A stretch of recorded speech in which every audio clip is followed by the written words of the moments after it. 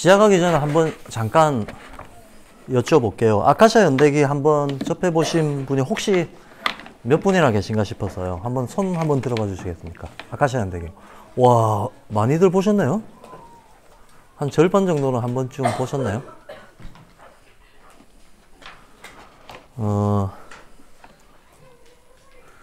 지금 오늘 남은 시간하고 내일 오전 90분 정도 해서 아카시아 연대기 지금 목표는 1장부터 6장까지 한번 설명해 보는 겁니다. 설명해 보는 건데 시작하기에 앞서서 이거는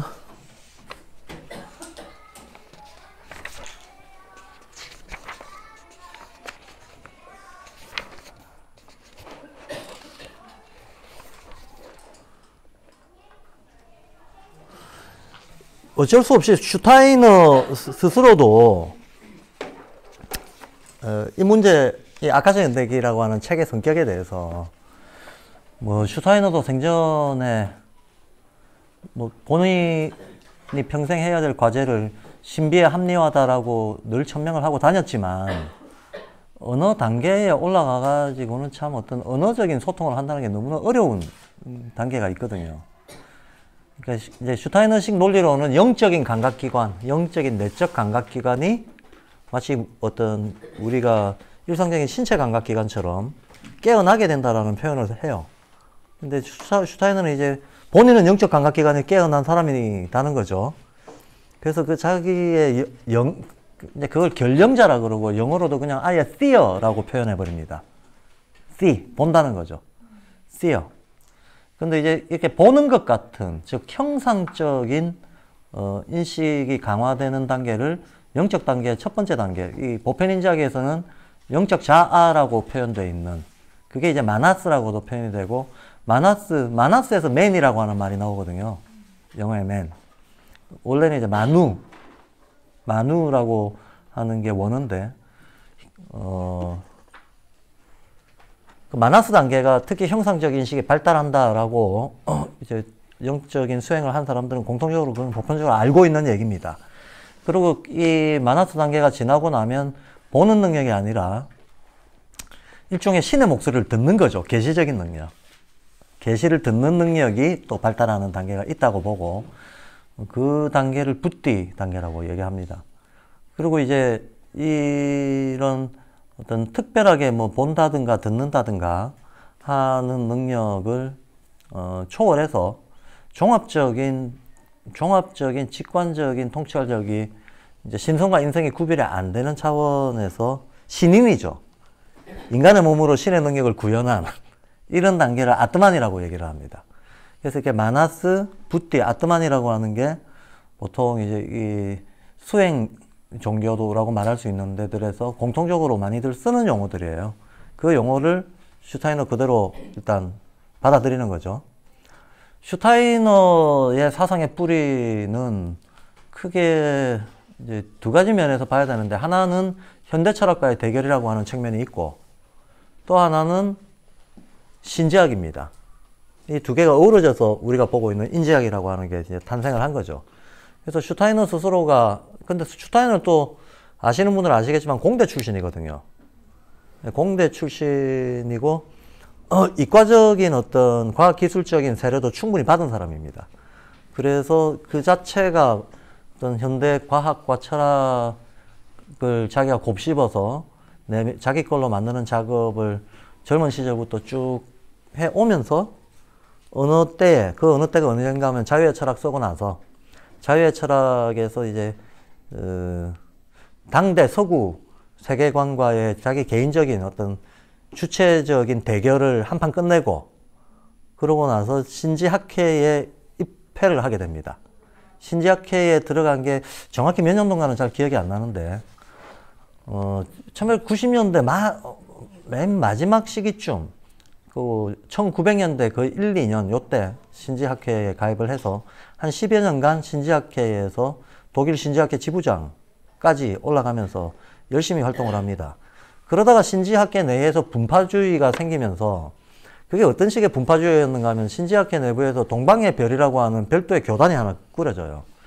그 동방의 별이라고 하는 교단에서는 신제학 운동이라고 하는 것 자체가 이제 러시아인이었던 블라버츠키라고 하는 여자가 시작을 했는데, 인도 유럽어권이죠. 실제로 인도하고 유럽 쪽입니다. 인도, 유럽, 러시아 요쪽을 지역적 배경으로 하는 일종의 종교통합 운동이었어요. 종교통합 운동이었는데 아무래도 이제 종교통합을 하려고 하다 보면, 그러니까 문제의식은 그런 거죠. 뭐 여러 가지로 갈라져 있는 종교들이 실제로 보편 원리를 공유하고 있고, 그 보편 원리를 우리가 합리적으로 이해하면 종교 간 갈등도 없앨 수 있고 인간의 영적 진화도 이룰 수 있다. 뭐 이런 문제의식이, 건강한 문제의식이 한편에 있습니다. 그런데 여하튼 이제 우리가 보편적인 거를 쫓아가다 보면 기원적인 거를 쫓아갈 수밖에 없게 되고, 기원적인 거를 쫓아가다 보면 대체로 유럽 문화가 끝닿는 데가 힌두교거든요. 예, 힌두교에서 기원을 찾게 됩니다. 그래서 베단타 철학이나 힌두교 쪽의 어떤 아이디어들을 대거 수용하게 되고, 그걸 바탕으로 해서 기독교, 불교, 이슬람교, 힌두교까지 관통하는 하나의 보편 원리들의 체계를 세우려고 했던 게 신제학 운동이었던 거예요. 신제학 운동이었고, 근데 언제나 종교 운동이 가지고 있는 위험성이기도 하겠지만 일종의 종말론이나 메시아적인 사상들이 계속 나오잖아요. 예. 종말론이나 메시아적인 사상의 경향성들이 계속 나오게 되는데, 이 신제학 운동도 그 내부에서 동방의 별이라고 하는 그 교단이 만들어지면서, 그 교단에서 20세기에 예수와 부처를 대통합한 인류의 다음 천년 영적 지도자가 나온다는 계시를 받았다. 블라바츠키가. 예. 그 계시를 실현하기 위해서 준비하는 교단을 만들었던 거예요. 한마디로 달라이라마가 환생한 달라이라마 찾아내듯이 예비된 인류의 어떤 영적 지도자를 찾아내고 준비시키는 사명으로 동방의 별이 활동한다.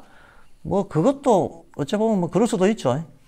그럴 수도 있는데, 진지하게 생각하면 그런 식으로는 절대 안 되는데, 그렇게 생각할 수는 있다는 거예요. 그까지는 크게 문제는 안 됐는데, 이렇게 해서 진짜로 어떤 사람을 발굴하고 이 사람을 미래 지도자로 내세우는 준비를 한 10몇 년간 하게 됩니다. 이 과정에서 이제 슈타이너가 탈퇴해버려요. 그건 아니다 하고. 예. 그런 어떤 개인 숭배 경향성을 불러일으킬 수밖에 없는, 그리고 마치 메시아 사상 같은 이런 것들은 한마디로 인간들의 의존성만 강화시키고 오히려 신비주의적 경향이나 이런 것들을 강화시킬 뿐이지 도움이 안 된다 하고 떨어져 나옵니다. 1910 몇 년도에 떨어져 나옵니다. 떨어져 나와가지고 인지학, 그 전에 그게 신지학이었잖아요. 테오소피. 근데 테오라는 말, 신이라는 말을 쓰는 이상은 어떤 종말론이나 메시아적인 사상의 영향을 완전히 없애기가 문화적으로 너무나 어렵다라는 생각을 하게 되고, 아예 용어를 바꿔야겠다라고 생각하고 안스로포스피라고 얘기를 하게 됩니다. 신의 자리에다가 차라리 그냥 인류라고 말할 수 있는 용어를 그냥 갖다 놔버리는 거예요. 그래서 인간을 잘 이해하면 신에 대한 어떤 외부 타자 절대자의 이미지를 자꾸 풍기는 어떤 신에 대한 이런 망상적인 기대 효과, 이런 거를 그나마 좀 제어할 수 있다라는 문제의식을 가지고 테오소피라는 용어를 안스로포소피로 바꿔버린 거예요. 바꾸고 자기가 그럼에도 불구하고 실제로 우주론이나 어떤 영성과 관련된 직접적인 체험이나 이런 거와 관련해 가지고는 슈타이너도 신지학회에서 거의 배운 거예요. 예. 그러니까 부정할 수 없는 슈타이너 사상의 한 축을 형성하고 있다는 거죠. 그러나 이제 이런 전개 과정에서 슈타이너는 나오게 되고, 저는 슈타이너의 그런 입장이 개인적으로, 제가 그 당시에, 물론 제가 슈타이너란 말은 절대 아닙니다. 근데 제가 슈타이너였다 하더라도 그런 판단을 하는 것이 마땅했다라고 동의하는 편입니다. 만약에 동시대인이라면 지지해주고 싶은 태도다라고 보고요. 슈타이너가 니체에 심취를 했었던 적이 있었습니다. 그래서 자유의 철학을 쓰고 이거를 니체한테 바친다라고 하는 별도의 헌사문을 쓰기도 했습니다. 그리고 슈타이너가 94년도에 자기의 철학을 냈는데 그 이듬해 니체가 정신병원에 평생 동안 니체가 정신병원을 오락가락 했는데 마지막으로 이제 죽기 직전 니체가 98년도에 죽어요. 마지막으로 정신병원에 이제 죽으러 가는 거지 뭐. 사회에서 완전 퇴출되는 과정으로 95년도, 6년도 그때 정신병원에 들어갔습니다. 슈타이너가 정신병원에 있는 니체를 한테 가가지고 직접 자유의 철학을 헌사하기도 하고 또 실제 니체하고 많은 대화를 나누기도 했고 또 니체 사후에 유고집 정리하는 거를 2년간 무보수로 일종의 자원봉사식으로 그 니체 여동생하고 같이 했을 정도로 니체에 대한 애정이 깊었던 사람입니다. 근데 이제 애증이죠. 니체를 굉장히 높이 평가하면서도 또 한편으로는 이제 안타깝게 보기도 했었던 그런 애정관계가 있었다라고 봅니다. 슈타이너 사상에 철학적으로 가장 큰 영향을 미친 몇 사람을 꼽으라고 하면 괴테, 칸트, 니체거든요. 괴테로부터 유기 이론론이라고 하는 큰 틀을 배웠고 칸트로부터 어떤 인식의 흐름이라고 하는 인식론이라고 하는 영역을 실제로 칸트로부터 많이 도움을 받았고 예, 슈타이너는 거기에다가 영적인 해석을 가미시키면서 칸트의 한계를 넘어서려고 했지만 기본적인 그 내용은 칸트한테서 영향을 많이 받았고 그런데 소위 영성이라고 하는 것이 인간의 사고력으로 전환됐을 때 어떤 인간형이 나오며 어떤 태도와 관점으로 세계를 바라보게 되는가와 관련해서 또 특히나 의지와의 관계. 의지라고 하는 게 결국 욕망으로 나타나는데 칸트를 당대에 비판했던 사람이 슈타이너만 있었던 게 아니고 슈타이너 바로 앞선 사람이 쇼펜하우어가 있었거든요. 근데 이 쇼펜하우어가 그 사실 칸트가 워낙에 거인이었기 때문에 그 칸트 이후에 서구 철학자들이 칸트에 덤빈 사람이 거의 없었단 말이죠. 예, 칸트는 완전 어떤 근대 패러다임 자체를 문명을 설계했다라는 평가를 들을 정도의 영향력을 가지고 있었기 때문에 감히 칸트를 공격한 사람이 없었어요. 근데 쇼펜하우어가 칸트를 깝니다. 까면서 쇼펜하우어가 의지 개념을 들이대면서 칸트가 물 자체를 모른다라고 했는데 그 물 자체를 적어도 인간의 내면에서 찾는다면 그거는 인간의 의지다라고 예, 조명을 하면서 그런데 이 인간의 의지라고 하는 거는 욕심 덩어리라서 이 인간의 의지는 자기가 제어를 할 수가 없는 건데 이놈의 욕망 때문에 생기는 부작용이 어쩌고 해서 결국 세계는 염세주의적으로 바라볼 수밖에 없다는 결론을 낸 사람이에요.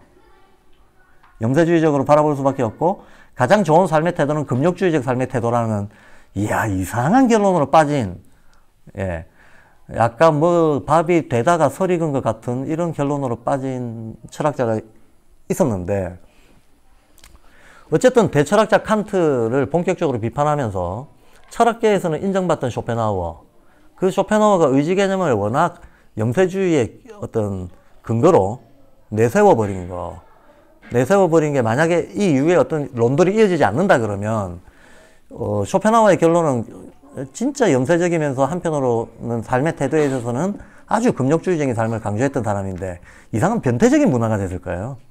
인간들의 능동적인 어떤 창의성, 상상력 이런 것들이 다 억눌리는 것 같은 철학적 결론 밖에 안 되는 거죠.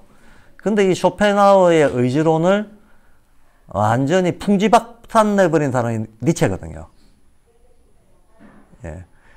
쇼펜하우어가 뭘 좀 보긴 했는데 그 의지의 한 측면만 봤다라고 니체가 지적을 합니다.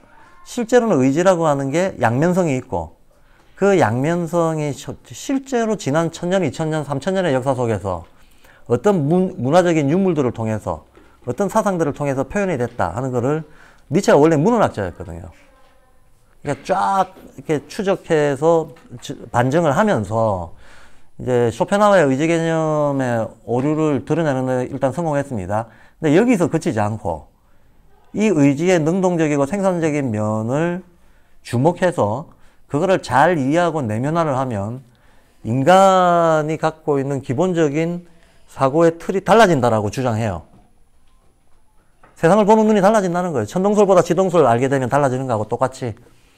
그래서 지금 현재 근대인들이 상식적으로 생각하고 있는 근대적인 선악 개념, 근대적인 어떤 도덕의식, 이런 것들이 전부 사실은 인식 오류에 기초한 망상이다라고 주장하기 시작합니다. 그러면서 의지의 능동성, 생산성에 기초해서 다시 세상을 보는 눈을 약간 바꿔가지고 재해석을 해보면 전혀 다른 세상에 보이고, 그 세상, 그렇게 전혀 다르게 세상을 보는 어떤 캐릭터로 자라투스트라를 내세웁니다. 초인이죠. 예. 초인, 자라투스트라라고 하는 뭐 유명한 책 있잖아요. 자라투스트라는 이렇게 말했다. 예. 그 자라투스트라의 언행을 하나의 희곡식으로 쭉 써나가면서 세계관이 바뀐 사람들은 이런 태도로 세상을 보게 되고, 뭐 자연과 어떤 인간의 관계를 어떻게 보게 되고 하면서 쭉 하나의 거대한 파노라마를 펼칩니다. 요 자라투스트라가 사실은 이 초인사상, 니체의 초인사상으로부터 슈타이너가 결정적으로 현실적인 영적인 인간의 모습을 그려내게 되는 거예요. 아, 이거구나. 소위 영성이 내면화됐다라고 했을 때 그 사람이 가지게 되는 삶의 태도가 어떻게 바뀔 것인가를 니체가 슈타이너한테 영감을 준 거죠. 니체가 말하는 요 철학적으로 주로 논의를 했지만, 니체가 제시한 초인상이 실제로 어떤 영성이 체험적으로 내면화된 사람이 가질 수밖에 없는 태도다라고 슈타이너는 봤던 겁니다. 그러면서 니체 철학을 조금 더 업그레이드 버전으로 만들어내면서 의지와 사고의 관계, 이런 거에 대한 정리를 하게 돼요. 그래서 상당히 이제 슈타이너가 니체의 영향을 많이 받은 거죠. 고맙게 생각을 하고. 그런데 정작 니체 자신은 어떤 영적 성숙한 영성가로서의 모습을 보이지 못하고 미쳐서 죽었잖아요. 그게 다 여자 때문이라는 소문이 있는데, 어떤 여자한테 체해가지고 그 분을 못 이기고 살로메라는 여자. 근데 그 여자는 보니까 뭐 당대의 여자 카사노바던데, 여러 사람 울렸던데, 그것도 유명한 사람만 골라가지고.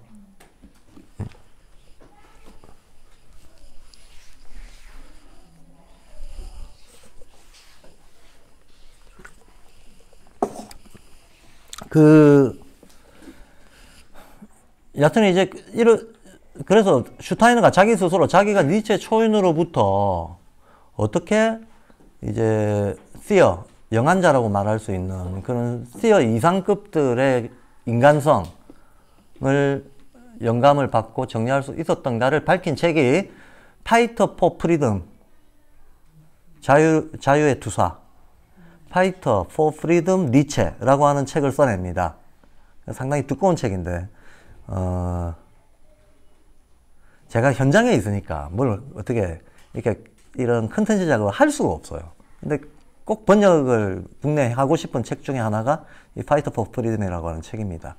언젠가 기회가 되면, 뭐 저 혼자 하는 게 아니니까 양평학교에 출판 번역팀이 있습니다. 과제로 삼아서 이 책을 좀 내야겠다고 마음먹고 있는 책입니다. 이제 그런 니체를 기념하는 책도 쓰고 뭐 그런 인연이 있었다, 그 말씀을 드리는 거고요. 그러면서 이제 니체에 대한 재해석을 끝으로 그 니체를 읽어보신 분들은 알겠지만, 니체는 사실 이제 어떤 철학적인 담론 구조, 개념 구조, 이런 거 한 개 한 개가, 우리 앞에 아까 제가 사람은 결론부터 나온다라고 했잖아요. 아무리 기초적인 말이라도 그 말이 형성될 때 이미 수많은 체험이 압축돼서 그 말로 터져 나온 거다. 그 말을 할 때마다 그 결론이 반복되는 거다라고 말씀을 드렸는데, 니체가 이런 걸 굉장히 세밀하게 잘 쫓아 들어갔던 사람이에요. 언어가 일으키는 주술성, 망상성, 이런 거에 대해서 연구를 많이 했던 사람입니다. 그래서 이제 니체에 대한 제 해석을 끝으로 본격적으로 슈타이너도 그렇고 니체도 언어 그 자체에 대한 비판을 굉장히 정밀하게 했던 사람이기 때문에, 철학을 철학적으로 논리적으로 깐 게 아니고 철학 그 자체의 토대를 무너뜨려 버린 거예요. 철학이 다 망상이다. 인간의 뇌로 생각으로 지어낸 거는 다 망상이다. 여기서 이제 뇌를 넘어선 사고라고 하는 아이디어가 나옵니다. 뇌를 넘어서는 인식 방식이 있다. 예. 뇌에 의지하지 않고, 언어에 의지하지 않고, 세계를 볼 수 있는 인식 방식이 있다라고 하는 것을 강력하게 던지고, 니체는 미쳐버렸죠.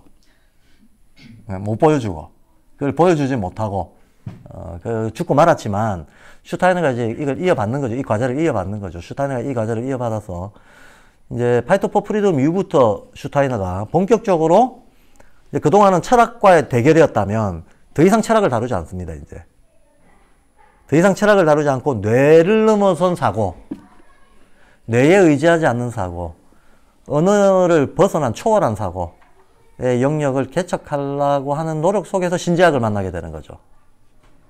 그리고 신지학 단체에 들어가가지고 신지학의 지식을 이어받는 건 말할 것도 없고, 여기서 이제 소위 말하는 수행이라고 하는 거를 이제 익히게 됩니다. 슈타이너가. 그래서 그 슈타이너 스스로가 했던 여러 가지 수행 방법이 고차 세계인식으로 가는 길이라든가 이런 데 좀 소개가 돼 있어요. 명상하는 방법이라든가 마인드 컨트롤하는 방법이라든가 이런 거. 예, 그 재밌는 얘기가 많이 나옵니다. 아카샤 연대기보다 조금 더 심합니다. 예, 사람들이 봤을 때 그 황당함의 정도가. 예. 그래서 화에 대한 제어를 어떤 방식으로 하다 보면 가슴에 연꽃이 16장 핀다 그래요. 그 다음 단계는 목둘레에서 이게 한 12장 핀다. 그러다가 요 백회혈 쪽에 올라오면 연꽃이 2입짜리 연꽃이 여기 몽글몽글 솟아난다. 이거 와서 무슨 변형 요괴 얘기 같은 막 그런 얘기를 합니다. 예. 근데 이 과정이 사실 안 해보고 하는 얘기가 아니고 슈타이너가 다 해보고 하는 얘기들이에요. 신비적으로 갖다 옮기는 게 아니라는 거예요. 제가 이거 해보고 하는 얘기다라고 하는 거를, 확실히 아는 게, 저는 뭐 연꽃이 피지는 않던데, 하여튼 몽글몽글 뭐가 좀 생기더라고. 근데 누구든지 뭐 호흡이 됐건 명상이 됐건 그걸 오래 해보신 분들은 각 자기의 수행 방식에 따라서 다르게 나타나지만 보편적으로 전개되는 과정이 있다는 것을 압니다. 예. 명상의 그 어떤 단계에 따라 가지고 차례대로 진행되는 것들이 있고, 그게 이제 뭐 각 종교들이 자기만의 고유한 수행법들이 있죠. 예. 그 주로 이제 슈타이너가 했던 수행법은 슈타이너 스스로가 명명하기로는 장미 십자가를 여기서는 대표 만달린으로 꼽고 있습니다. 이제 금은 십자가 빨간 장미, 반드시 금은 십자가에 빨간 장미라 해야 돼요. 예. 색깔 바꾸면 안 돼. 색깔 바꾸면 주와인마에 빠진다 그러거든. 주와인마가 뭔지 모르시는구나. 여기 여성분들이 많아가지고 무협지를 안 읽으시는구나. 예. 화를 돌리다가 마에 빠진다. 옛날에 무협지 같은 거 보면 뭐 대주천, 소주천 하면서 막 기공하잖아요. 막 끌어올려서 막 장풍도 쏘고.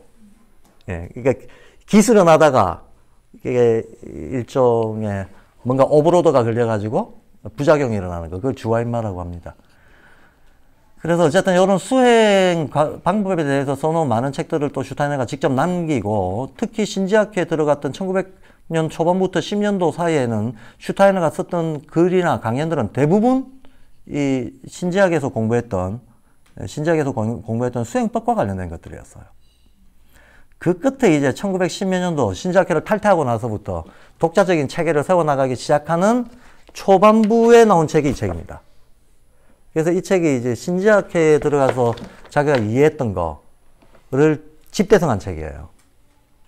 집대성한 책이라서 이제 현대 과학적 세계관과의 대결을 집대성했던 자유의 철학, 그 다음 신지학회를 만나고 나서 확장됐던 사고를 집대성한 아카샤 연대기, 요거 두 개의 조합을 통해 가지고 우리가 알고 있는 인지학이라고 하는 게 다 여기서 나오게 됩니다.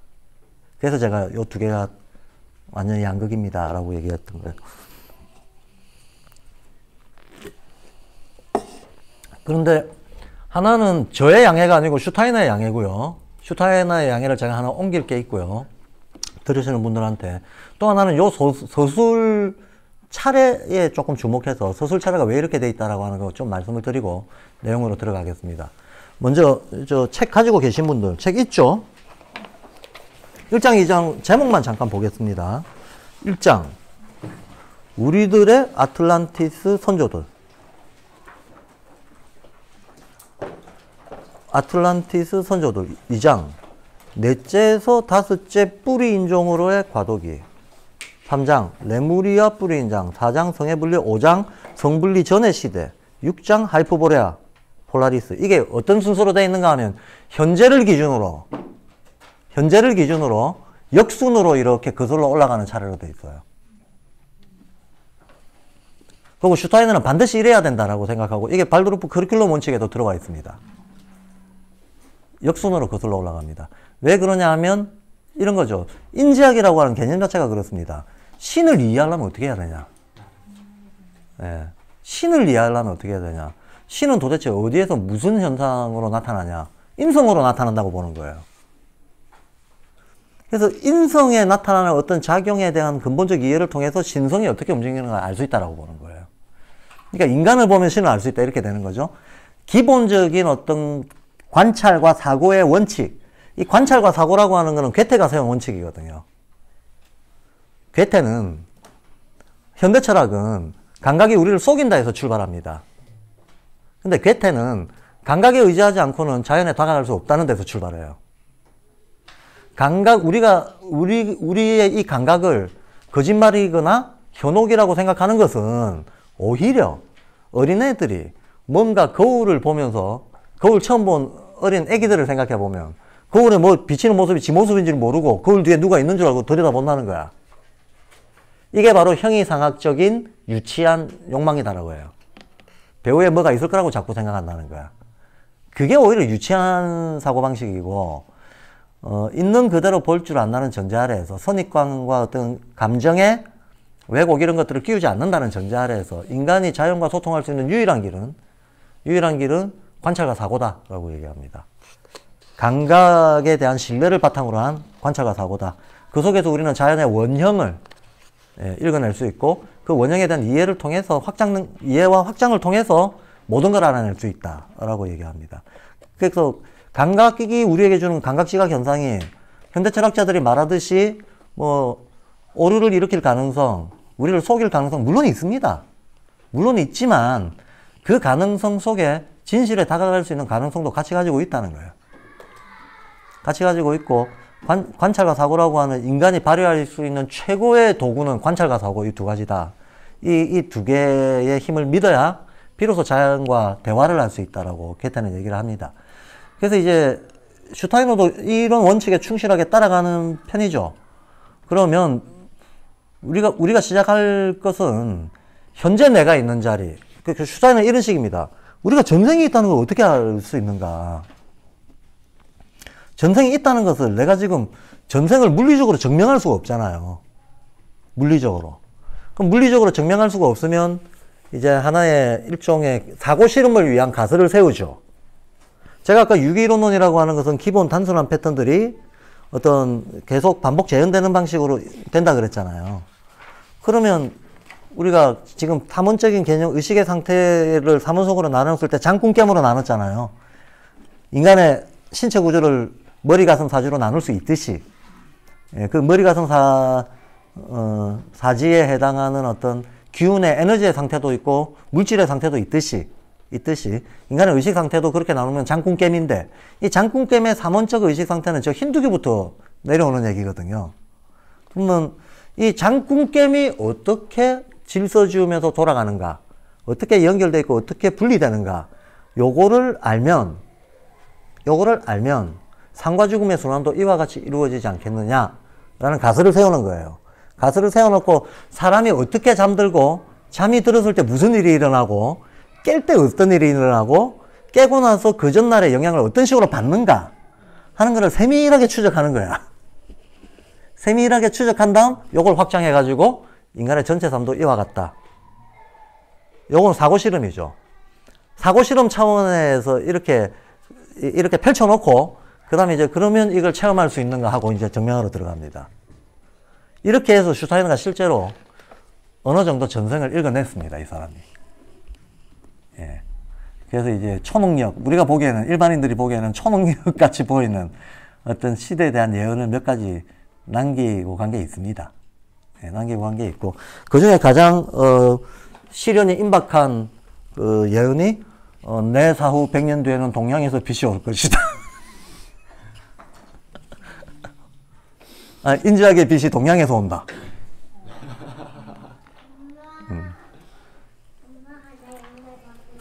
뭐, 그게, 어느 한 개개인들의 잘나고 못나고의 문제가 아니고, 시대령의 흐름이 그렇게 될 것이다를 읽어낸 거죠. 저는 맞다고 봅니다. 맞다고 봅니다. 이제는 동양 사상이 근대화 과정에 한마디로 난도질 당하고, 이것도 인류의 공적인 문화유산인데, 이게 난도질 당하고, 없다시피 돼버리고, 그로 인해서 생긴 여러 가지 어떤 전 지구적인 문화적 훼손이 있었단 말이죠. 그런 훼손들이 좀 회복되고, 또, 미래의 세계관이라고 하는 측면에서 지금 일어나고 있는 여러 가지 세계관을 통합시키려고 하는 이 운동의 흐름 속에서 이게 아주 순기능적으로 결합이 되고 하는 이런 거대한 흐름 속에서 인지학이 새로 좀, 뭐라고 할까요? 진화가 일어날 수 있는 계기가 마련될 거다. 그 흐름이 저는 개인적으로는 굉장히 강력하게 느껴집니다. 예, 이미 그런 흐름들이 일어나고 있고 진행 중이다라고 생각을 하고 있습니다. 어쨌든 이제 슈타이너가 이렇게 됐는데, 슈타이너가 양해를 구하는, 자, 이게 사실은 공자님이 유명한 말을 남깁니다. 근취재신하라, 원취재물하라. 근취재신이라고 하는 것은 세상의 진리를 알고 싶으면 네 몸에서 찾아라. 멀리 가지 말라는 거예요. 그러니까 기본, 모든 성인권자들이 하는, 똑같이 하는 말이 있습니다. 지금 여기 너가 가지고 있는 가장 단순하고 심플하고 직관적인 거기서부터 출발해라 라는 거예요. 슈타이너도 따라서 인간을 이해하는 신을 이해한다. 신 따로 있는 게 아니고. 이게 근취재신인 거죠. 그러면 인간을 이해한다라고 했을 때도 인간의 존재의 어떤 전체 구성, 이거를 총체적으로 이해를 하려고 하는 거지, 부분적 정보를 가지고 정보의 합으로 이해라고 생각하지 않는 거예요. 예. 그런 식으로. 그래서 지금 서술순수가 이렇게 돼 있는 것도 지금 현재를 잘 이해하면 이 현재의 어떤 하나의 인과적인 원인 관계로서 그 이전에 있을 거고, 걔를 쫓아 들어가면 된다라는 식이거든요. 슈타이너의 수행 방법도 자유의 철학에서 얘기하고 있는 겁니다. 인간은 어떻게 해서, 어떻게 자유로워질 수 있는가? 자기의 심청 동기를 이해하면 자유로워진다 그래요. 파고 내려가는 거죠. 내가 어떤 이성적 판단을 했을 때 이 밑에 무슨 감정이 깔려있나?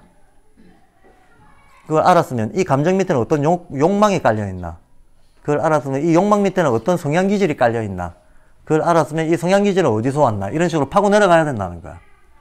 파고 내려가서 심층으로 파고 내려가서 자기 행위 동기를 이해하면 그로부터 인간은 자유로워진다. 그 얘기를 합니다. 출발점은 항상 현재인 거죠. 출발점은 항상 현재에서 이 현재를 구성한 어떤 힘들을 쫓아 들어가는 방식으로. 그렇게 하면 근취재신 안 할 수가 없는 거죠. 예.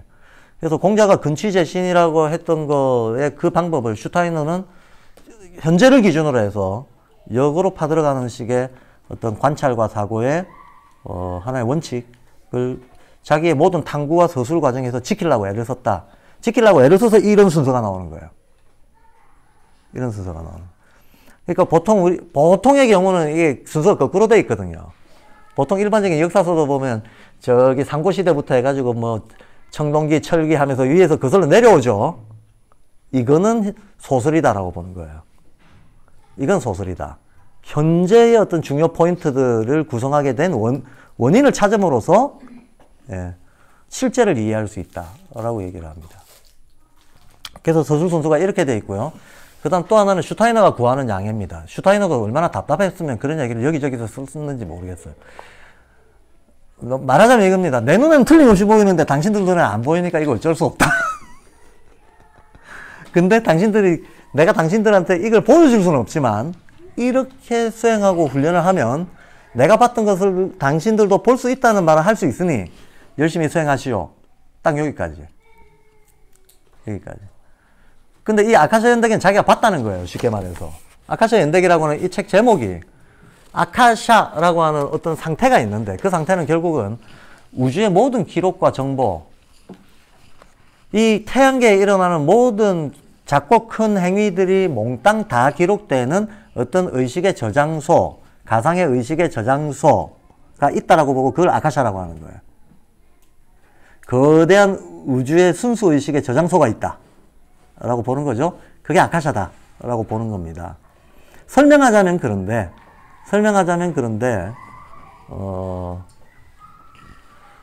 나중에 다시 말씀을 드리겠지만 이게 동양에서는 이런 저장소, 이렇게 설정된 상상된 저장소를 토라고 합니다. 토. 목화토금수 중에서는 그 성질이 토 성질인 것을, 예, 어떤 결과의 종합 기운이 뭉쳐져 있는 거, 이걸 토라고 봅니다. 토라고 보는데, 약간 이 우주 공간 어딘가에 그런 정보의 집합소가 있고 그걸 아카샤라고 하는데, 그걸 내가 봤다라고 얘기를 해요. 도서관에 가서 책 빌려보듯이 아카샤의 크로닉, 연대기를 내가 봤다라고 해서 아카샤 연대기라고 붙은 거예요. 예. 근데 이건 비유죠. 어쩔 수 없는 비유인데, 이게 이제 이 비유가 많은 오해를 불러일으킬 수 있습니다. 많은 오해를 불러일으킬 수 있는데, 실제적인, 그럼 도대체 무슨 행위를 통해서 어떻게 봤다는 거냐? 사실은 명상한 거예요. 명상 속에서 떠올랐다라는 얘기입니다. 근데 명상 속에서 떠오를 때 마치 우리가 실제 현실에서 지금 이렇게 깨어서 상호작용하고 있는 이 그냥 일상적인 현실에서 오늘 회색 옷 입고 왔네, 까만색 옷 입고 왔네, 이거 보는 것처럼 명확하게 보인다는 거예요. 명상 속에서. 예. 명상 속에서 그게 뚜렷하게 떠오른다는 거고, 그리고 자기가 알고 있던 기존의 암들과, 그 다음에 자기가 시도했던 사고 실험과, 그 다음에 뇌의 작용 말고 정말 스피릿, 영 그 자체의 작용을 자기가 감지를 하면서 얘들이 움직여서 만들어낸 어떤 내적 형상이 있어요. 그 내적 형상의 결합과 이런 것들을 통해 가지고 확실하게 눈으로 보듯이 봤다라는 얘기입니다. 예, 그래서 크로스 검증을, 자기 명상 속에서는 크로스 검증이 다 됐어. 기존의 어떤 그 문명적인 지식이라든가 자기의 사고 실험이라든가, 그 다음에 자기 내부의 영들이 움직여서 만들어낸 형상이라든가, 이게 일치해. 그러니까 이것은 틀림없는 실제다라고 슈타이너는 확신을 가졌어요.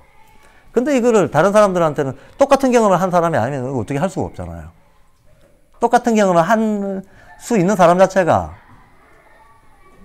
이게 이런 거죠. 어른이 돼가지고 사람이 최고로 빨리 뛰면 시속 한 30km 뛰나요? 우사인 볼트 시속 한 30km 넘을걸? 30 한 몇 킬로 뛸 겁니다. 근데 30 몇 킬로 정도 뛰어갈 때 몸이 느끼는 바가 있는데, 시속 10km도 못 뛰는 사람한테 그거 아무리 설명해도 어떻게 못 하잖아요. 바나나 한 번도 안 먹어본 사람한테 바나나 아무리 설명해도 그 맛을 전달할 수가 없잖아요. 예. 담배 안 피워본 사람한테 아무리 묘사해도 전달 안 되듯이, 체험이 안 되면 아예 전달이 안 되는 어떤 영역들이 있잖아요. 이와 같은 그 체험적 단절이 있는 거죠. 슈타인은 자기는 틀림없이 체험을 했는데, 체험 안 한 사람들한테는 체험했다는 걸 증명할 길이 없는 거예요. 다만 체험을 할 수 있는 상태가 되기 위한 수행법은 알려줄게, 이렇게 되는 거죠. 그럼 너도 이런 수행법으로 어느 단계에 오르면 내가 본 걸 보게 될 것이다. 그러니까 지금부터 내가 하는 얘기가 좀 귀신 씨나라 까먹는 것 같더라도 할 수 없다, 이거를 이제 변명을 치고 들어가는 거예요. 치고 들어가고, 따라서 여기에 나오는 많은 얘기들은 소위 말하는 우리가 통상 익숙한 과학적, 논리적 증명, 실증이나 논증이 불가능해요. 실증이나 논증이 불가능하고 연대를 확정할 수 없습니다.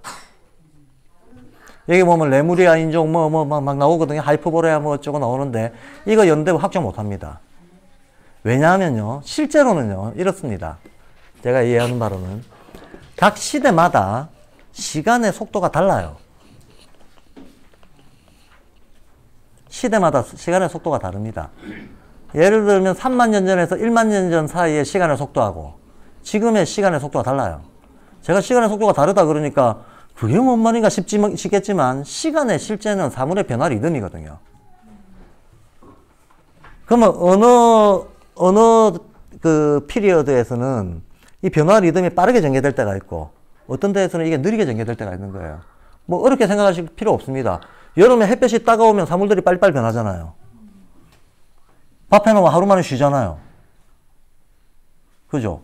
나물 같은 거 갖다 놓고 1박 2일 바깥에서 뭔 딴짓 좀 하고 들어오면 음식 다 버려야 되고, 열받는 경우가 체험적으로 저는 많습니다. 아이고, 비빔밥 한번 해보려고 나물떡 갖다 놨는데, 한 반나절 갔다 오니까 쉬었더라. 뭐, 흔히 겪는 일이죠. 그러니까 여름 되면 빨리 변하잖아요. 겨울에는 빨리 안 변하잖아요. 간단하죠? 만약에 우리 지구에서 봄, 여름, 가을, 겨울 사시사철을 우리가 경험을 하는데, 우리 한 개인이 봄, 여름, 가을, 겨울을 경험하는 것처럼 지구를 의인화시켜 놓고 지구가 우주에서 겪는 봄, 여름, 가을, 겨울도 있을 거 아닙니까? 그럼 지구에 봄이 왔을 때, 지구에 여름이 왔을 때, 지구에 가을이 왔을 때 지구 환경이 사물을 변화시키는 속도가 다 다를 거 아닙니까? 그렇죠. 그러니까 시간이라고 하는 게 수학적, 계량적으로 동질적으로 어떤 거리 계산하듯이 착착착 늘어놓고 볼 수 있는 게 아니라는 거예요. 시간의 기본 정의 자체가 실은 사물의 변화 리듬, 변화 속도, 개념이라고 하는 걸 일단 알아야 됩니다. 따라서 시간의 빠르기가 다릅니다. 시간의 빠르기가 다르기 때문에 제가 이제 좀 이따가 그리겠습니다만 사각형을 그려놓고 봄, 여름, 가을, 겨울 하면 우리 머릿속에 우리는 봄, 여름, 가을, 겨울이 1년 365일이니까 72일씩 사이좋게 노나가지면 4, 7, 28 어떻게 되는 거지? 7개 나와야 된다. 7개. 4, 7, 28 4 288일 365일 역시 7개가 나와야 돼요. 360이 되려면. 그래서 환절기까지 72일 더 해가지고 72 곱하기 5로 1년 순환을 얘기하거든요. 1년 순환을 얘기를 하는데 근데 우리는 전 세계에서 사계절이 제일 균등한 나라에 살고 있어요. 지구상에서 사계절이 제일 균등한 나라에 우리가 살고 있는 이 땅이. 그러니까 우리 머릿속에는 사계절, 그럼 봄, 여름, 가을, 겨울이 다 비슷비슷하게 차지하고 있는 것처럼 느껴져. 근데 아시다시피 극지방에 가면 이게 전혀 안 그렇다는 거 알 수 있잖아요. 예. 뭐 1년 내내 더운 지방 동네들도 많고 1년 내내 추운 동네들도 많잖아요. 그럼 거기에는 거기에 따라 가지고 삶의 속도, 생물들의 생체 리듬의 속도 다 다르잖아요. 예. 어찌 보면 우리는 그 인간이 어떤 표준화된 인위적 틀을 마련해 가지고 어떤 기술적으로 쓰고 있기 때문에 그렇게 착각을 일으키고 있지만 현실적인 시간은 지금 이 순간에도 달라요. 불균등해요. 예. 삶의 속도 다 다르다는 거예요. 예. 그러한데 만약에 지구가 그 지구 전체로서 의인화시켜 놨을 때 우리가 겪는 봄, 여름, 가을, 겨울을 겪는다 그러면 지구의 시간의 빠르기는 빨라졌다, 늘어졌다, 빨라졌다, 늘어졌다를 반복했다는 거야. 그래서 아틀란티스기, 레무리아기, 폴라리스나 하이퍼보레아기 이런 것들이 비슷하게 균등 배분되어 있을 거라는 생각을 하는데 첫째, 균등 배분이 아니다. 제각각의 속도다. 그 다음 둘째, 이게 한 번, 두 번 된 게 아니다. 엄청 여러 번 반복이 됐다. 한마디로 소순환, 중순환, 대순환이 겹치기로 반복되듯이 그래서 사실 우리 문명이 어마어마하게 긴 역사를 가지고 있는 것 같지만 아시겠지만 그 고고학적으로는 인간 최초의 무덤의 발견은 지금부터 연대기적으로 거슬러 올라가면 12,000년밖에 안 됐어요. 세계에서 제일 오래된 무덤이 12,000년이라는 거예요. 그런데 여기 이제 아카시아 연대기에 나오는 설명으로 보면 인간이 언제부터 죽음을 기념하기 시작했는가? 언제부터 죽음을 특별한 것으로 사고하기 시작했는가? 레무리아 인종 말기부터거든요. 근데 레무리아 인종들은 불과 그 직전에 나중에 읽어보면 나오지만 양성구유였단 말이에요. 그러면 만약에 우리가 합리적으로 여기에 나와 있는 시간대를 이렇게 합리적으로 역추론을 해보면 한 2만 년 전에는 양성구유의 인간이 있었네. 이런 생각을 할 수 있다니까요. 과학적으로는 실정도 반정도 못하지만. 예. 그러면 불과 얼마 안 되는 그 옛날에 인간이 전혀 다른 존재 형태였을 수 있네? 라고도 생각할 수 있는데, 이게 제가 그렇다는 주장을 하는 건 아닙니다. 그렇다는 주장을 하는 게 아니고, 시기 확정이 거의 힘들다. 시기 확정이 힘든 이유가, 그 전에는 또 지금 같은 인간이 있었고, 그 전에는 또 유체 같은 상태가 있었고, 한마디로 지구의 격렬한 어떤 그 지구 환경 변화, 지금 거의 과학적 수준에서 얘기한다면 과학으로서 지구 환경 변화를 가장 합리적으로 설명할 수 있는 것은 세차운동 주기거든요. 세차운동 주기라고 하는 게 지구 축이 기울어져 있는데 이 기울어져 있는 축이 지금 23.5도 기울어져 있다 그러죠. 남북 종축이. 얘가 이렇게 바뀐다는 얘기거든. 이렇게 축이 왔다 갔다 한다는 얘기예요. 근데 이거 세차운동 주기는 지금 현대천문학에서 다 인정하는 겁니다. 예. 지구만 하는 게 아니고 딴 행성들도 이래요. 근데 세차운동 주기가 현대천문학에서 계산하고 있는 세차운동 주기가 13만 년 정도 돼요. 한마디로 여기서 시작해서 일로 갔다가 오는데 13만 년 걸린다는 거예요. 예. 13만 년 걸리면 갔다 오는 과정을 4개로 쪼개면 사계절 같은 효과를 얻을 수 있는 거죠. 여기서 1단계, 2단계, 3단계, 4단계. 각 단계의 속도와 사물의 상태, 환경, 이런 것들이 이제 확 달라진다. 논리로 쪼개면 지구의 환경 변화를 사분할할 수가 있어요. 근데 사분할할 수가 있는데 얘가 움직이는 속도가 이 모든 단계에서 균등하게 움직이는 게 아니고 확 갔다가 느리게 갔다가 또 중간 과정으로도 확 갔다가 이렇게 된다는 거야. 근데 이거는 지금 과학으로도 어떤 영한자의 눈으로도 이거를 우리가 계산 가능하게 명료하게 이렇게 딱 떨어지게 계산해 놓은 데는 없다. 그냥 조금 추측할 수 있는 도구들이 발달되어 있을 뿐이다. 조금 추측할 수 있는 도구가 이제 슈타이너처럼 명상을 통해 가지고 직접 가서 감각기관으로 보듯이 영적 감각기관으로 명상을 통해서 떠올리는 방법이 있습니다. 이게 전통적인 방법 중에 하나입니다.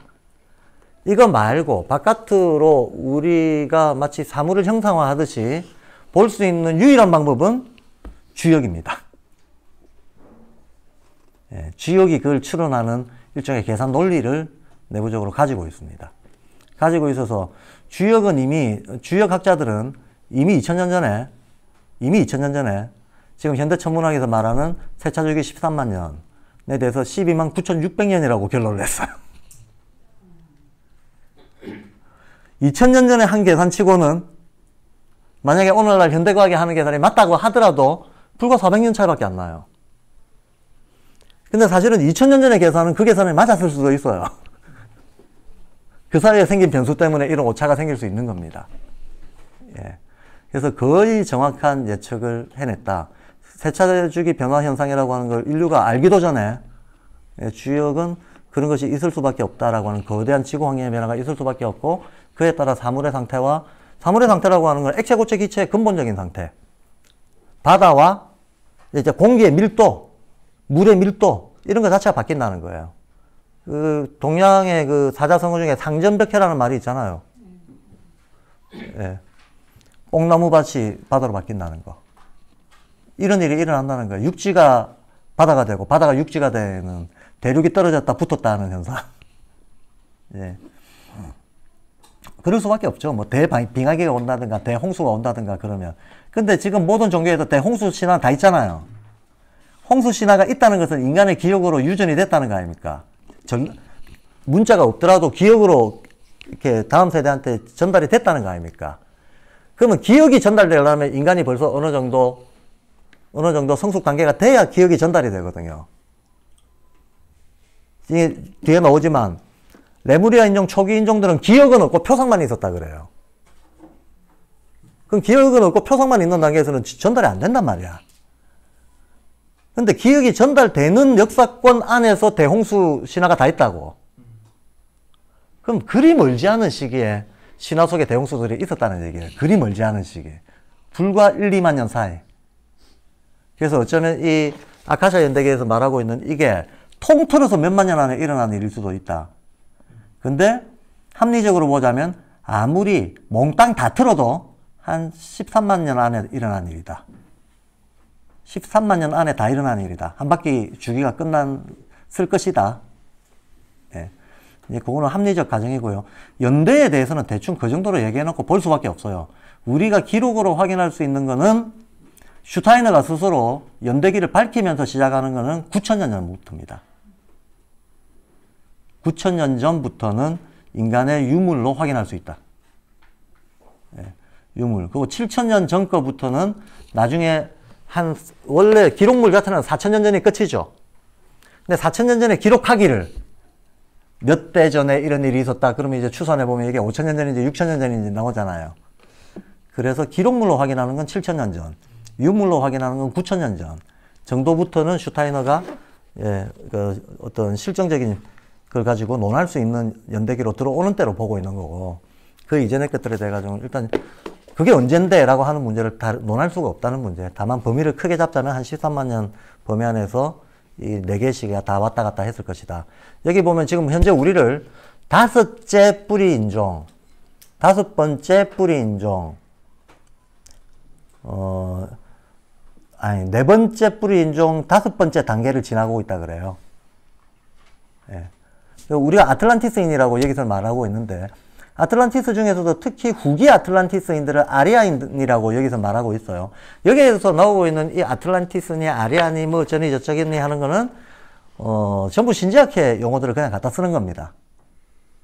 신지학회 용어들을 다 갖다 쓰는 거고, 주로는 힌두교 베단타 쪽인데 그게 아니더라도 당연히 카발리즘이라든가 서구 영지주의 전통들도 많이 들어와 있습니다.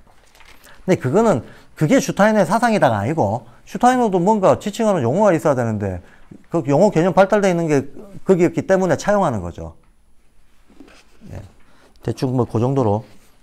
그래서 저도 강의에서 저의 양해를 좀 구하려고 합니다. 지금부터 이제 제가 쭉 내용에 대해서는 설명을 드릴 텐데, 이 아카시아 연대기는 한 방에 끝나지 않습니다. 한 방에 안 끝납니다. 여러 번 거듭 반복해서 보면서 볼 때마다 어디에 초점을 두고 이제 확인해가면서 공부하는 식으로 접근해야 되는 책이라고 저는 보거든요. 근데 지금 여기서 아카시아 연대기를 처음 접해보시거나 아니면 봤다 하더라도 이전에 뭐 그냥 별로 크게 이게 꼼꼼하게 정리가 안 되고 나름대로 정리가 없는 상태에서 보신 분들이라면 이런 종류의 책은 처음 볼 때는 이것저것 따지지 말고 줄거리만 익히세요. 이것저것 따지지 말고 줄거리만. 아, 요래됐다는 얘기네. 그 줄거리에 일종의 개연성이 있겠나 없겠나 정도만 생각하면 됩니다. 예. 그리고 두 번째 읽을 때는 여기에 나오는 이 신비적인 일들이 사실은 우리가 아카시아 연대기가 정말 맞네 라는 생각이 들려면 여기에 나오는 현상이 현실에서 재현되는 걸 봐야 돼요. 달걀 같은 타원형의 인간이 있었다. 그럼 달걀 같은 타원형의 인간이 진짜로 있는 걸 봐야 된다고. 있습니다. 어디에 있는가 하면 텐에 있습니다. 태아가 팔다리 나는 게 한 몇 중 20 몇 주. 팔다리 나는 게 하여튼 일정 시간이 지나야 팔다리가 나오잖아요. 팔다리가 나오기 전에 딱 그 형태가 여기서 레무리아 초기인종 묘사하고 있는 거하고 거의 유사한 형태예요. 예. 유사한 형태고, 여기서 식물인간을 얘기하고 있는데, 그 식물인간 같은 것도 태아의 수정 과정을 보면, 아, 이 상태구나 하고 지적할 수 있는 상태가 있습니다. 그와 같이. 왜냐하면 인류의 성장 발달이라고 하는 것은 결국은 발도르프의 커리큘럼 원칙이 그거잖아요. 발도르프의 커리큘럼 원칙은 인류 성장 발달사를 압축해서 체험하게 해주는 거예요. 그래서 일반 학교에서 안 하는 거 다 하잖아요. 뭐 농사 짓고 집 짓게 하고 이런 거. 그거 왜 하냐는 거지. 왜? 요즘 같은 시대에 그런 거 해서 뭐 하냐는 거죠. 근데 이제 교육적으로는 그런 의미가 있는 거죠. 인간의 정상 발달이란 무엇인가?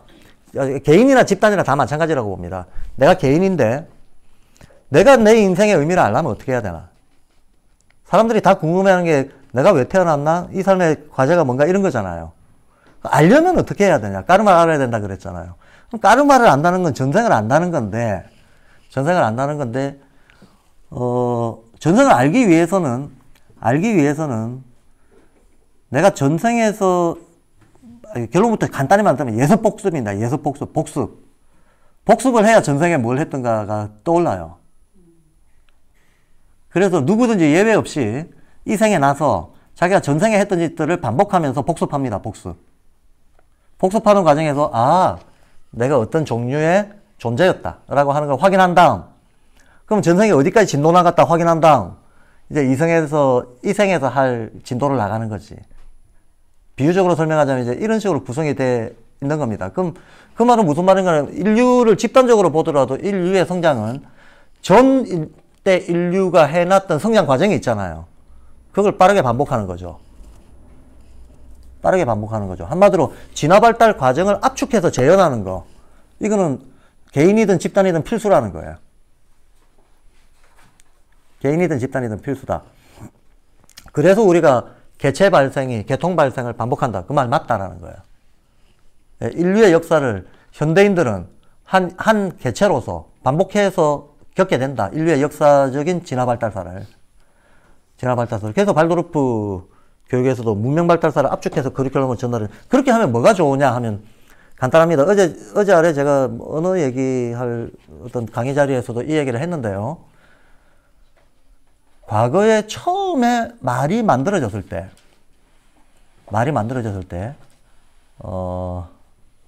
대략 한 만 몇천 년 전, 의미 있는 지금과 같은 이런 말이 만들어진 거는 15,000년에서 20,000년 전 사이라고 추정하는데, 그 전까지는 있었다 하더라도 그냥 음성 기호일 뿐인 거지, 지금 같은 이런 언어가 아닌 거죠. 그럼 이제 말이 만들어졌다. 말이 만들어졌을 때, 지금 우리도 다 까먹었지만, 우리가 어렸을 때 처음 말을 할 때 기분이 얼마나 묘했겠습니까? 내 안에 어떤 의지와 욕망을 특정한 소리로 지금 표현한 거잖아요. 일관되게. 일관되다는 것은 이랬다 저랬다가 아니고 동일한 표현 방식으로 일정한 조합 구성을 가지고 다양하게 확장해 나가면서 어떤 일관된 원리에 입각해가지고 했을 때 되게 신기했을 거라고. 자기가 발음하면, 자기가 말해놓고도 자기도 신기하고 그랬을 거란 말이죠. 어렸을 때 그랬던 것처럼 최초의 말을 하게 된 인류도 그랬을 거 아닙니까? 예. 그런데 그 최초의 인류를 한번 생각해 보면 어떤 느낌을 차갑다, 뜨겁다, 혹은 서늘하다, 촉각은 말할 것도 없고 후각, 시각, 청각, 온몸의 느낌을 말로 연결해내기 위해서 안에 큰 에너지가 쓰이잖아요. 큰 에너지가 쓰이기 때문에 어떤 소리가 어떤 자연의 기운하고 연결되어 있다는 것을 누가 가르쳐 주지 않더라도 알고 발음했을 거 아닙니까? 예. 근데 나중에는 이것이 사회적 제도화가 되고 하나의 규칙으로서 규범으로서 나중에 나아가서는 법 제도로서 문화 전성이 돼버리면 초창기에 말을 만들었던 때의 사람들은 소리와 자연의 기운과의 관계를 누가 가르쳐 주지 않아도 저절로 알았을 텐데 나중에 이것이 제도화되고 나면 그냥 몰라도 된다는 거야. 내가 애써서 그걸 떠올리지 않아도 그냥 가르쳐 주거든, 어른들이. 맞죠? 그렇게 돼버리죠. 그러면 그럴수록 자기가 직접 그 음성이 가지고 있는 자연 체험과의 연관성, 이거를 느끼는 정도는 떨어질 거 아닙니까? 그런 측면에서는 고대인들, 문명의 어떤 초기 단계의 고대인들이 한 인간으로서 자연과의 교류에 있어서 인간이 알고 느낄 수 있는 그 정보量훨씬 풍부했을 거 아닙니까? 그렇죠? 그럴 수밖에 없는 거죠. 근데 더 많은 것들이 법제화되고 더 많은 것들이 어떤 교육 콘텐츠의 상례로 끼어들게 되면 실제로 인간은 이게 자기 체험을 대신해버리는 거잖아요. 대신해버리는 거니까 이런 식으로 발달하면 발달할수록 인간은 어떤 자기 직접 체험에 대한 감흥들은 당연히 떨어지게 돼 있기 때문에 문명이 발달하면 발달할수록 연관성에 대한 인식이 희미해지는 거죠. 연관성에 대한 인식이 희미해집니다. 그거 괜찮습니다. 연관성에 대한 인식이 희미해지면 근데 어떻게 되냐? 결국에는 이렇게 되는 거죠. 어제 내가 무슨 일을 했는지를 잘 기억 못하는 사람은 오늘 내가 뭘 할지를 잘 판단할 수 없잖아요. 만약에 내가 어제 아래 이틀에 한해서 기억상실증에 걸렸다면 얼마나 불안하시겠어요? 이건 술 먹고 필름 끊겨본 사람들은 다 아는데, 한 몇 시간만 필름 끊겨도 그동안 내가 무슨 짓 했는가 때문에 되게 불안해요. 되게 불안한데, 하루의 기억이 날아갔다고 생각을 해보세요. 얼마나 불안하겠어요? 어제 내가 뭔 일을 했고 그 파장이 지금 나에게 어떻게 오고 있다는 걸 모르면 불안합니다. 그런데 아까 제가 인간이 여러 행위를 하고 여러 문명의 어떤 성격들을 만들어 놨는데 이거가 만들어진 과정에 대해서 이해를 하고 있는 인간하고 이해를 못하고 있는 인간은 마치 어제를 기억하는 인간과 기억 못하는 인간하고 똑같다는 거예요. 똑같다는 겁니다. 이거를 의식에 떠올릴 수 있는 인간만이 이걸 의식에 떠올릴 수 있다. 조금 확장해서 말하면 전생을 기억해낼 수 있는 인간. 인류의 발달사를 의식에 떠올릴 수 있는 인간이라고 하는 게 한 개인으로 보면 자기 전생을 기억할 수 있는 인간하고 다를 바 없다는 거예요. 그 정도의 어떤 의식적 자각이 있었을 때만 사실은 그 축적의 힘에 의해 가지고 어떤 의식의 도약 내지는 창조 이런 게 일어난다는 겁니다. 이게 사실은 발도르프 교육이 가지고 있는 또 다른 저는 힘이라고 봅니다. 그러니까 발도르프 교육은 아주 아날로그적인 방식, 왜 발도르프 교육이 아날로그적인 방식으로 하는가 하면 인류 체험을 체험해라는 거예요. 예. 인류가 왜 집을 짓게 됐고 첫 집을 지었을 때는 어떻게 지었겠는지 한번 네가 그런 상황 속에서 한번 문제 해결을 해봐라 하고 던지는 거죠. 첫 집은 전부 땅굴이었어요. 근데 지금 발도르프 학교들은 다 저기 어디 목재상에 가서 재료 사와가지고 조립만 하고 있는 경우들도 있더라고. 그거는 그러자고 한 건 아니고. 예. 그래서 저희 학교는 땅굴 파기를 해볼까 합니다. 불 파서 집 짓는 거 한번 해보자. 그러다가 민원 들어오면 쫓겨나는 거야. 하여튼 불 파서 집 짓는 것부터. 그 인간들은 왜 처음에 집을 지을 때 그 평면 위에다 뭘 쌓을 생각을 안 하고 굴을 파려고 했을까? 이것도 사실은 굉장히 인간 발달에서 중요한 지점이에요. 중요한 지점인데, 여하튼 이제 그런 식으로 인류의 발달사를 체험하게 하는 커리큘럼이라고 하는 게 아까 말했던, 예, 그 복기, 되돌아보기, 자기 삶을 되돌아보기, 인류 전체의 삶을 되돌아보기, 또 심지어는 전생까지 되돌아보기에 힘을 길러주는 과정이라는 거예요. 그래서 발도르프에서 극히 아날로그적인 방식으로 다 공책에다 쓰고 색연필 쓰고 수공예하고 뭐 집짓기 농사하고 하는 게 현대적인 이 생활 패턴과 기술 환경의 속도 속에서 안 맞을 것 같지만 이렇게 오랫동안 아날로그를 쌓아 올린 애들은 인류의 발달사를 말하지 않더라도 자기 몸으로 알고 있단 말이야. 알고 있는 이 힘에서 창조력이 나오는 거예요. 똑같은 기술을 접하더라도 저 기술이 어떻게 나왔다를 안다는 거예요. 이해되시죠? 아무리 화려한 디지털 기술도 그 밑에는 아날로그적인 자연과의 교류, 인간의 욕구적인 동기, 이게 다 끼어있기 마련입니다. 끼어있기 마련입니다. 그거 아날로그적 과정이 생략된 디지털이 있을 수가 없죠. 원래 아날로그 디지털이라는 개념 자체가 연속과 불연속적인 신호교환을 얘기하는 거잖아요. 두 개가 같이 가는 거지 둘 중 한 개만 가는 게 있을 수가 없다는 거예요. 원리적으로.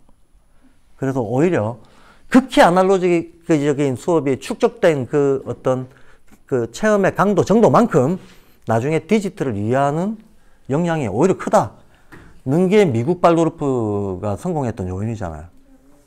미국에서 발도르프 학교가 가장 크게 주목받았던 이유가 실리콘밸리 창업자들 중에 발도르프 출신들이 실리콘밸리의 그 난다긴다 하는 스타트업 기업, 디지털 기업들에 발도르프 출신들의 아날로그만 잔뜩 교육받은 발도르프 출신들이 정말 창의적으로 인정받는 그 설립자들이 많았다라고 하는 것 때문에 특별히 주목을 받게 됐던 거였거든요. 근데 그 효과가 왜 나오냐? 이래서 나오는 거다. 이래서 나오는 거다. AI가 아무리 발달해도 슈타인은 못 따라옵니다. AI는 아카시아 연대기를 절대 못 읽습니다. AI는 명상에 잠길 수가 없어요. 이거는 영을 가진 인간만이 할 수 있는 겁니다. 예. 자, 대략 이런 이제 주변 얘기를 하면서 그래서 이 슈타이너가 아카시아 연대기를 남긴 것은 어쨌든 저는 영한자로서의 자기 사명이었다라고 생각합니다. 인류를 대신해서 인류의 집단 기억을 복귀해 두는 거죠. 인류의 집단 기억을 복귀해 둔 것이다. 그래서 우리 입장에서 이게 이게 내가 배운 과학으로 말이 되네, 안 되네 하고 하나하나 따지기 시작하면 진도 하나도 못 나가요. 그래서 따질 수 있는데, 이거는 어떻게 현실에서 사례를 구할 수 있느냐? 이거는 어떻게 간접적인 증명이라도 할 수 있느냐? 하는 건 따질 수 있습니다. 따질 수 있는데, 다 따지면서는 요번 5일 동안은 택도 없고. 그래서 우선은 그냥 옛날 이야기 듣듯이 들어달라. 옛날 옛적 호랑이 담배 피던 시절에 인간들이 이렇게 생겨나고 이렇게 살았다 카더라. 그 전개 과정이 일단 뭔가 그 흐름이 마땅한지 정도만 생각하면서 옛날 이야기 듣듯이 우선은 처음부터 끝까지 한번 훅 듣고 그러고 나서 이거를 현실과 비추어 보는 작업들 또 다른 자리에 더불어 한 번 더 해야 되겠죠. 그런 식으로 진행을 하겠다. 자, 하고 10분 쉬고 또 한 3시 5분 정도에 모여서 하겠습니다. 예.